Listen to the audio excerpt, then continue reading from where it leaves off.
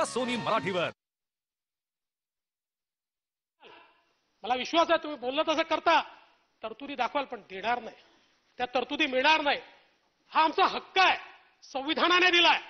ज्यावेळी महाराष्ट्रामध्ये मराठी माणसाचं एक राज्य तयार करायचा निर्णय आपण घेतला आणि विदर्भाने महाराष्ट्रात येण्याचा निर्णय घेतला, त्यावेळी दिलेलं हे वचन आहे, त्यावेळी दिलेलं हे वचन आहे।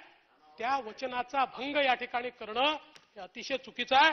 त्यामुळे वैधानिक विकास मंडळ अध्यक्ष महोदय, मी अगदी स्पष्ट सांगतो, हे न देणं हा विदर्भ मराठवाड्याशी द्रोह आहे आणि कुठल्याही परिस्थितीमध्ये अध्यक्ष महोदय हे वैधानिक विकास मंडळ जे आहे हे आम्हाला या ठिकाणी दिलंच पाहिजे। अध्यक्ष महोदय, मुंबईच्या संदर्भात अनेक गोष्टी आहेत, मी त्या पुढे मांडीन, पण सातत्याने कारशेडचा मुद्दा या सभागृहामध्ये मी मांडतोय। आता आजच अतुल भातखळकरांच्या प्रश्नाला उत्तर देताना त्या ठिकाणी सांगितलं की 2031 नंतरचं अकोमोडेट करण्याकरता 5 हेक्टर जागा घ्यावी लागेल आणि 1000 झाडं तोडावी लागतील। त्याच्यावर तर मी 100% माननीय मंत्री महोदय आपल्यावर हक्कभंग आणणारच आहे, नक्की 100% आणणार आहे। याचं कारण काय आहे अध्यक्ष महोदय, मेट्रो 3चं जे अंतिम डिझाईन आहे त्यामध्ये 2053 पर्यंतची जी लोकसंख्या आहे त्याच्याकरता ते अंतिम डिझाईन आहे। त्यापेक्षा एकही जास्त गाडी त्याच्यात धावू शकत नाही, कारण 2 रूळ असतात, त्याच्यात टायमिंग असतं, 2 गाड्यांमधलं टायमिंग हे मिनिमम 1.5 मिनिट ते 2 मिनिट याच्यापेक्षा कमी करता येत नाही, कारण त्याशिवाय लोक चढू उतरू शकत नाही। त्यामुळे 2053 पर्यंत एकूण गाड्या किती लागतील, 55 रेक म्हणजे गाड्या, 55 गाड्या 2053 पर्यंत। 2031 पर्यंत अध्यक्ष महोदय आता आपण जी काही ठरलेलं आहे त्यानुसार 42 गाड्या म्हणजे 2031 ते 53 मध्ये, आणि ज्या दिवशी आपण उद्घाटन करू त्या दिवशी 31 गाड्या त्या ठिकाणी आपल्याला त्याच्याकरता कार डेपो लागणार आहे। आता 31 गाड्यांचा जो कार डेपो आपण तयार करतो आहे, आता जो कार डेपो तयार करतोय तो 2031 पर्यंतच्या 31 गाड्या आणि त्यानंतरच्या 42 गाड्या याच्याकरता तो पुरेसा आहे। पण जर 2053 मध्ये एकूण सगळी क्षमता वापरून 55 गाड्या, म्हणजे यात काय ठरलंय, पीक अवर्स मध्ये 31 ते 53 पर्यंत 8 डब्यांच्या 13 गाड्या, 13 गाड्यांचा प्रश्न उरलाय, 13 गाड्यांचा। या 13 गाड्यांच्या प्रश्नाकरता अध्यक्ष महोदय केवळ 1.4 हेक्टर जागा लागते। मी नाही म्हणत आहे, याचं कारण असं होतं की ज्यावेळी ही जागा सर्वोच्च न्यायालयाने मंजूर केली आणि मंजूर केल्यानंतर त्यात ठरवण्यात आलं की 5 हेक्टर जागा बाजूला ठेवा, त्यातली 1.4 हेक्टर जागा ही नंतर आपण वापरू, त्याच्यावर केवळ 160 झाडं आहेत, 160 झाडं, मात्र 160 झाडं आहेत त्याच्यावर। आणि ही 160 झाडांची ही जी 1.4 हेक्टर जागा आहे ही जर केली तर याची अंतिम डिझाईन कॅपॅसिटी जी आहे, अंतिम डिझाईन कॅपॅसिटी, ती अंतिम डिझाईन कॅपॅसिटी देखील 55 गाड्याची त्याच्यामध्ये अकोमोडेट होते। मग अध्यक्ष महोदय, आम्ही कांजूरमार्गला जात असताना रस्त्यात आम्ही जो रूट घेतलेला आहे या रूटवर किमान 500 झाडं आम्हाला तोडावी लागतील, किमान 500 झाडं, किमान 500 झाडं।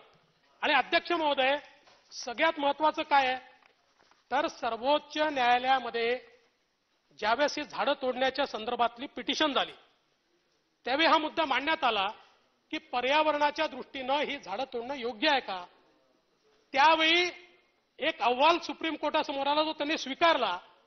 अध्यक्ष महोदय, जी झाडं तोडली आहेत या झाडांनी त्यांच्या उभ्या आयुष्यात जेवढं कार्बन सिक्वेस्ट्रेशन केलं असतं तेवढं ही मेट्रो 80 दिवसाच्या फेऱ्यांमध्ये करते, 80 दिवसाच्या, म्हणजे 1000 झाडांचं कार्बन सिक्वेस्ट्रेशन 80 दिवसांच्या फेऱ्यामध्ये ही करते। किती झाडं तोडायची आहेत, 160 झाडं, आणि ते कधी 2040 मध्ये। तोपर्यंत तुम्ही त्या ठिकाणी 160 झाडांच्या ऐवजी 16,000 झाडं लावू शकता। पण अध्यक्ष महोदय, तुम्ही ज्यावेळेस कांजूरमार्गला ती घेऊन जाल 4 वर्ष तर त्याला बांधकामाला लागणार, 2 वर्ष फिलिंगला लागणार। अध्यक्ष महोदय, वादाचा विषय सोडून द्या, जागेच्या वादाचा प्रश्न अजून बाजूला ठेवा, तो जो काय असेल तो समजा उद्या सुटला तरीही सुटल्या, ही जी मेट्रो मुंबईच्या लोकांना आज मिळू शकते, आज आज म्हणजे या वर्षात मिळू शकते, या वर्षात जी मिळू शकते 4 वर्ष तुम्ही त्या लोकांना त्या प्रदूषणात ठेवणार आणि कॉस्ट एस्कलेशन. अध्यक्ष महोदय, हे जे सांगितलं होतं ना तिथे आम्ही एकत्रित करून 1500 कोटी. अध्यक्ष महोदय, हे जे काही मेट्रोचा प्रकल्प असतो ना याच्यामध्ये कार डेपोची किंमत 1% ते 4% असते. 1% ते 4%. 1% ते 4% कार डेपोची जी किंमत आहे त्याकरता आम्ही सगळे डेपो एकत्रित करून आम्ही पैसे वाचवणारे सांगणं हे अध्यक्ष महोदय हास्यास्पद आहे. कारण हे करताना प्रत्येकाची सिग्नलिंग सिस्टीम आणि अध्यक्ष महोदय प्रत्येकाला लागणारा वेळ हा वेगवेगळा असल्यामुळे हजारो कोटी रुपयाचं नुकसान, म्हणजे पर्यावरण तर सोडाच, पर्यावरणाचं नुकसान तर आम्ही करूच, पण राज्याचं हजारो कोटी रुपयाचं नुकसान आम्ही करणार आहोत. आणि म्हणून माझी पुन्हा एकदा या ठिकाणी हात जोडून माननीय मुख्यमंत्र्यांना विनंती आहे, हा प्रश्न तुमचा आणि माझा नाही, हा कोणाच्या इगोचा प्रश्न नाही, हा प्रॅक्टिकल प्रश्न आहे, प्रॅक्टिकल. आणि अध्यक्ष महोदय, तुम्ही तयार केलेल्या समितीने हे सगळं समोर आणलं. आता तुम्ही दुसरी समिती केली, त्या दुसऱ्या समितीचा अहवाल मी बघितला, हास्यास्पद अहवाल आहे. तो अहवाल म्हणजे तुम्ही त्याच्यावर आधारित जे काही कोर्टात ॲफिडेव्हिट दाखल केलाय हास्यास्पद आहे.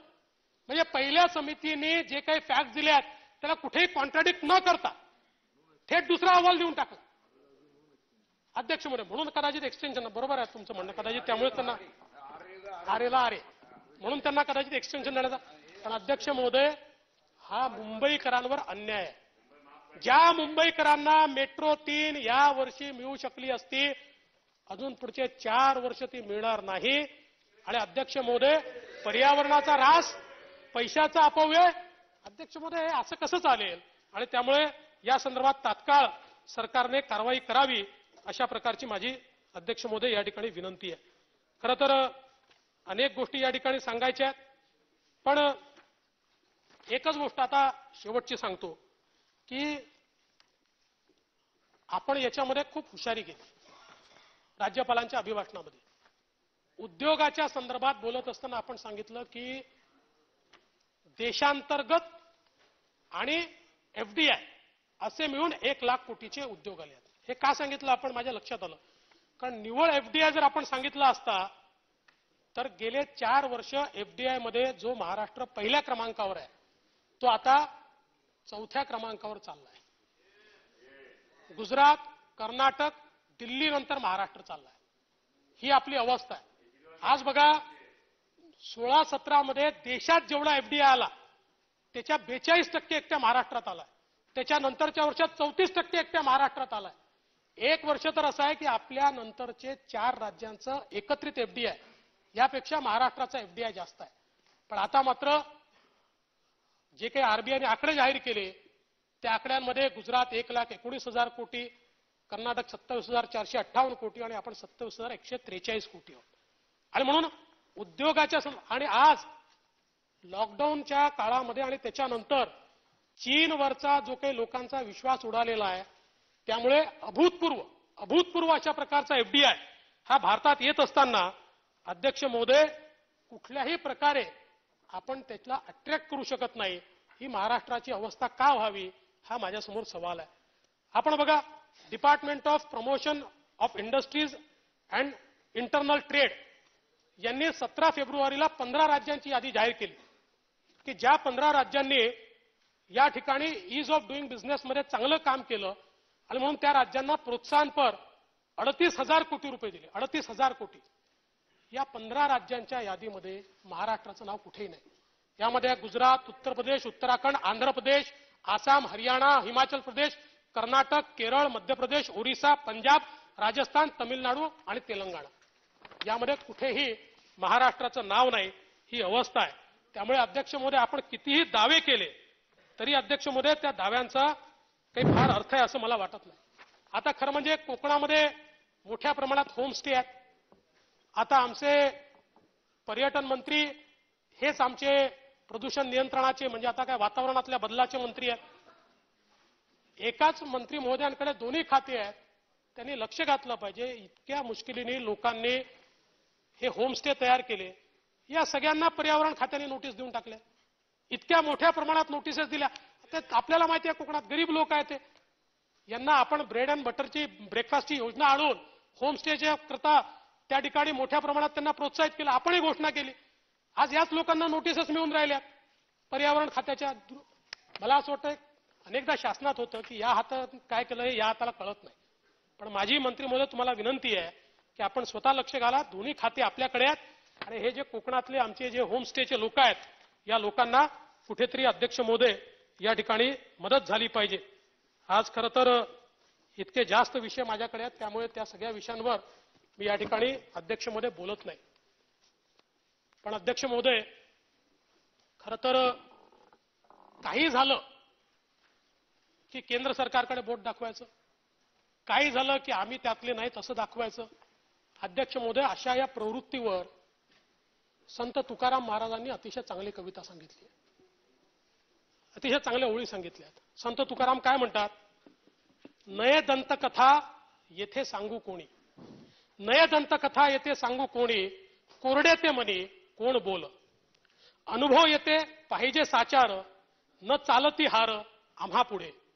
वारी कोण मनी रसाळ बोलणे, नाही जाणे मने ओळखली. निवडी वेगळे दूध आणि पाणी, राजहंस दोन्ही विळावळी. तुका म्हणे येथे पाहिजे जातीचे, येऱ्या गबाळ्याचं हे काम नाही. अध्यक्ष महोदय, माननीय राज्यपालांच्या अभिभाषणाच्या अभिनंदन प्रस्तावावर बोलत असताना राज्य सरकारच्या कारभारावर मी खेद व्यक्त करतो आणि माझं बोलणं संपवतो.